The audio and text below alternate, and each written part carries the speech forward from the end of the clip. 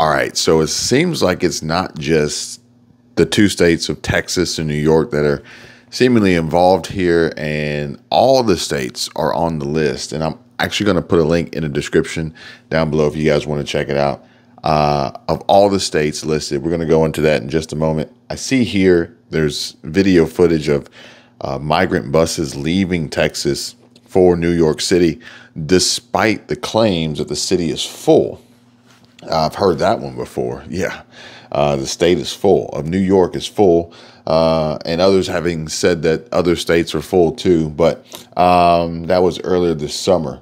This is happening now. We're actually, tomorrow is the beginning of fall, I think, September 23rd.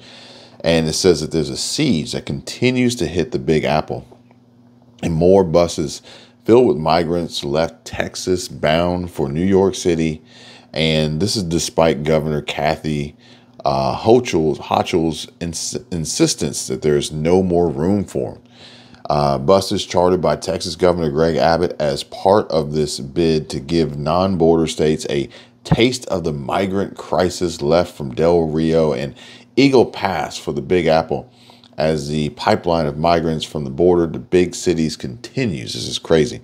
Statistics published by the Post this week showed 1.23 million migrants have been legally allowed over the border to pursue asylum claims in the last 11 months.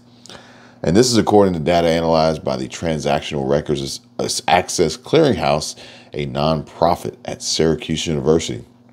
These pictures are unbelievable. Now, I will say that I'm sure that there's more to be seen here. And also, Squirrel Tribe put up a video today that honestly is a little bit mind-blowing about what the Biden administration has done and is doing for these asylum seekers, these migrants. Some call them immigrants or non-documented or undocumented, but ultimately they are pretty much going to be taking over the labor market from what I understand, and that is not going to be great for you and I, especially for the folks out there who are saying that times are tough, money is tight, and they need the best jobs possible, but any job that they can take, and more than likely more than one job, multiple jobs, just to keep their heads above water and get by. It says that of those migrants, 95,000 said they were headed to New York City so far in 2023. And these buses, I mean, I'm just wondering, like, the cost of all this. Just, you know, even just the simple fact that you have a photographer out here taking all these photos and these pictures, the manpower here is unbelievable. But I'll put some of these up so you guys can see it. I'm not making this stuff up, so you can verify and pretty much review my references or works cited here. And as I said, I will put a link down below in the description so you guys can check out each and every state that's affected here, of the richest person in every state, which is actually pretty interesting, in taking into consideration something I want to tell you guys at the end of the video about, you know, some of the richest people that are pretty much trying to run this country and now actually effectively the entire world, which is going to be, to me, it was rather alarming when I came across this information from a celebrity who's been making major news headlines here recently, having been somewhat in silence and hidden for the last few days, only to come out and share something that is really, really breaking as he breaks his silence, actually, really, with that being said. But while we are still on the subject of Texas, I wanted to share with you guys that the mayor of Dallas, the city of Dallas in Dallas, Texas, dishes Democrats to become a Republican. So honestly, this is not something I had expected to see, nor did I expect to see these crazy these Niners fans here just fighting in the stands. This is crazy. I don't even know what's going on with that one. But it says that the Dallas mayor, Eric Johnson, formally switched party allegiances and announced in a Wall Street Journal op-ed opinion editorial that he is renouncing his Democratic affiliation to join the Republican Party.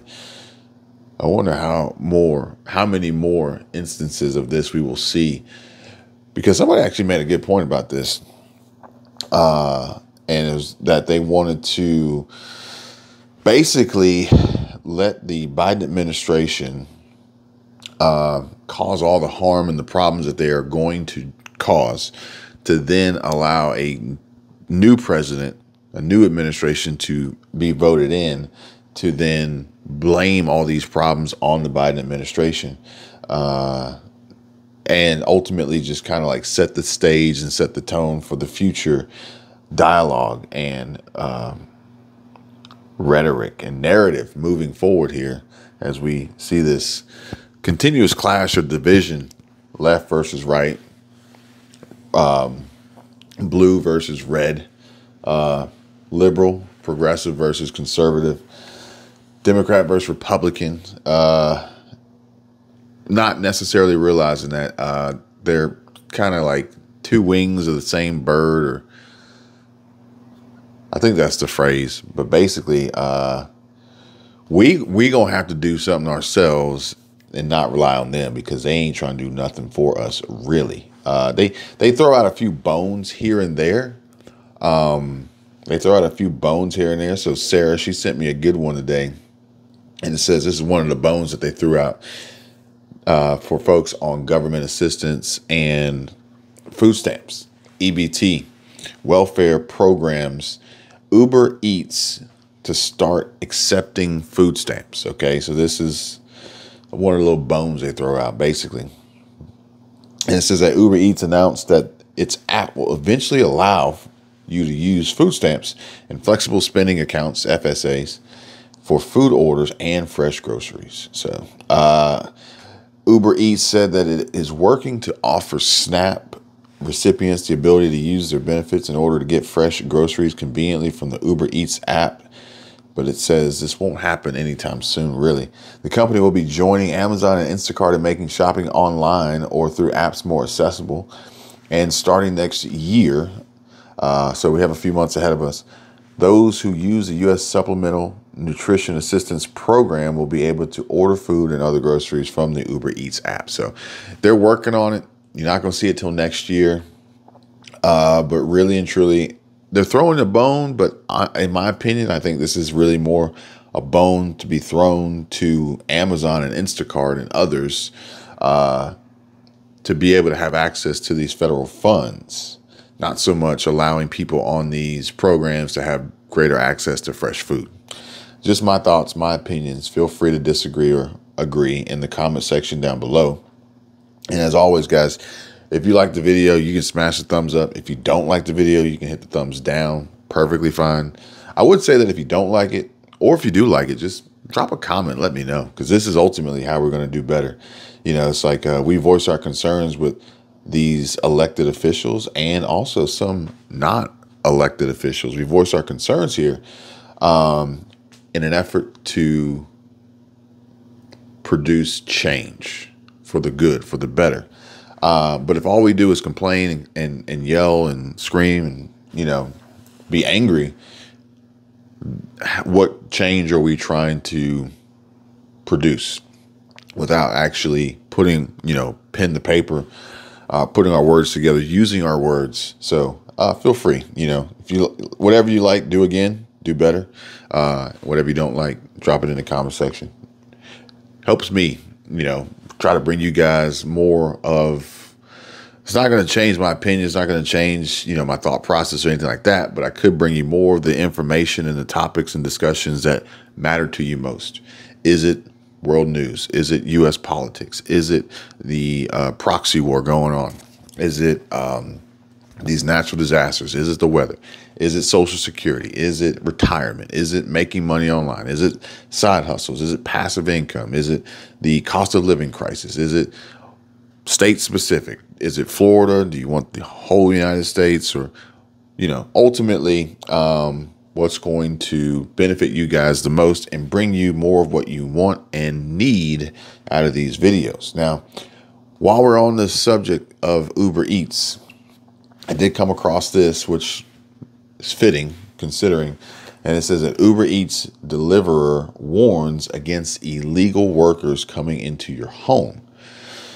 Now, this may have something to do with what Michelle was talking about, Squirrel Tribe, on her video. So go check it out after this one.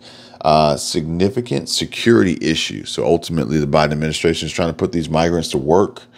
But, you know, you just never know who you're going to come across, or who works for who, or who's pretending to be somebody or something that they're not. I've seen that a lot more here recently on this platform, about folks pretending to be things that they're not. So you guys, folks, you got to stay frosty, my friends. Okay. So an Uber Eats worker claims unvetted drivers, particularly newly arrived migrants, pose a major security risk to New Yorkers by borrowing or renting genuine accounts which give them access to customers' homes. So there's something that's actually called Airbnb arbitrage. And Airbnb arbitrage is basically where you would rent an Airbnb from the owner, and then rent it out again to someone who probably couldn't rent it from the owner.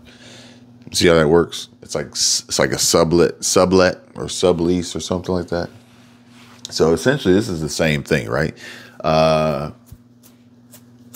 Friends used to do it for other friends. You know, if you weren't of age or didn't have whatever credentials you needed, whatever, your friend would help you out, right? But this is kind of going a whole lot further, where it's not even friends helping friends. It's just profiteering, basically. I have Uber Eats. I have the ability to get Uber Eats. You don't. So you're going to pay me a fee for allowing you to use my account, which then allows them access into your home without you knowing, until after the fact. And then odds are, if and when there was a problem, the name on the account, the contracted worker, there's not an employee, contracted worker, 1099 contracted worker, wouldn't actually be the person who was in your house. So now we have some extreme safety concerns and risks here. Then also thinking about the legal prosecution of this. Yeah, this doesn't sound good to me, folks. What do you guys think? Illegal working using borrowed delivery apps is a significant security issue as we go inside people's homes. I would agree. So feel free, chime in, drop a comment. But I will leave you guys with this one, because this was surprising to see today, as we haven't heard from Russell Brand in a little bit. And it says Russell Brand breaks silence, begs for support amid these accusations in a distressing week, which I can imagine is the case. But I read this and it really got me thinking, okay? Let me know what you guys think. Russell Brand made his return on Friday, which is today, to Instagram, where he begged his fans for their support after being accused of the R word and the S and A word for women. Here's the crazy part, including a 16-year-old. Now, I don't know if it includes a 16-year-old today or I don't even, it doesn't matter. But either way. So he captioned, is what he says, the short video clip in hopes of getting viewers' attention. It was just the letter so, S-O ... That was it. So, it's like, hey, so, hello there, you awakening wonders. This is his standard welcome greeting intro. Even though Nate Black says don't do intros, I don't know. So, hello there, you awakening wonders. Brand, 48 years old, begins to say, and he continues with, obviously, it's been an extraordinary and distressing week, and I thank you very much for your support and for questioning the information that you have been presented with. By now, you're probably aware that the British government has asked big tech platforms to censor our online content, and that some online platforms have complied with that request, is what he says, referencing YouTube suspending Russell Brand's ability to make money on the platform following the Following that, Brand says, he continues to say, what you may not know, and this is the alarming one that I didn't know until just now or earlier today when I was reading it. What you may not know is that this happens in the context of the Online Safety Bill, which is a piece of UK legislation that grants sweeping surveillance and censorship powers, and it's a law that's already been passed. This is scary, folks, okay? Not just the face that he makes here, but this is scary. He says, I also don't imagine that you've heard of the Trusted News Initiative, and now, as often is the case when a word like trusted is used as part of an acronym to describe an unelected body or the three-letter acronyms, agencies, three-letter agencies, trust is the last thing that you should be offering. He says that the Trusted News Initiative is a collaboration between big tech and legacy media organizations to target, patrol, choke, and shut down independent media organizations like this one, is what he said on Instagram. Or says of Instagram, I apologize, of Instagram. And it says that Katy Perry's ex-husband proceeds to invite viewers to learn more about this ruling on Monday on his show on Rumble. Rumble, a video app, is a viral rival of YouTube and is avowedly committed to free speech, is what they say. The UK government sent Rumble a letter this week urging it to follow YouTube's example and also demonetize Brand. So this is where I don't really see what they're actually trying to do here, because he says that this Trusted News Initiative is to target, patrol, choke, and shut down. Okay, but why, if they're gonna try to they're trying to choke them out for sure, but if they're gonna shut you down, why not just ask for them to delete your channel versus just demonetizing you? That's what I don't understand. But they made the request to Rumble. However, the company Rumble responded, while Rumble obviously deplores the S assault and R word in all serious crimes, and believes that both the alleged victims and the accused are entitled to a full and serious investigation, it is vital to note that recent allegations against Russell Brand have nothing to do with content on Rumble's platform. And the Post has contacted Brand's reps for comment. And last week, Brand uploaded a video to address some very serious allegations that I absolutely refute, is what he says. The relationships I had were absolutely always consensual, the actor and comedian claimed, and Brand went on to say the allegations stem from a time when he was very, very promiscuous, which he said he wrote about extensively in my books, or his books. So it says, now, during that time of promiscuity, the relationships I had were absolutely always consensual, he said.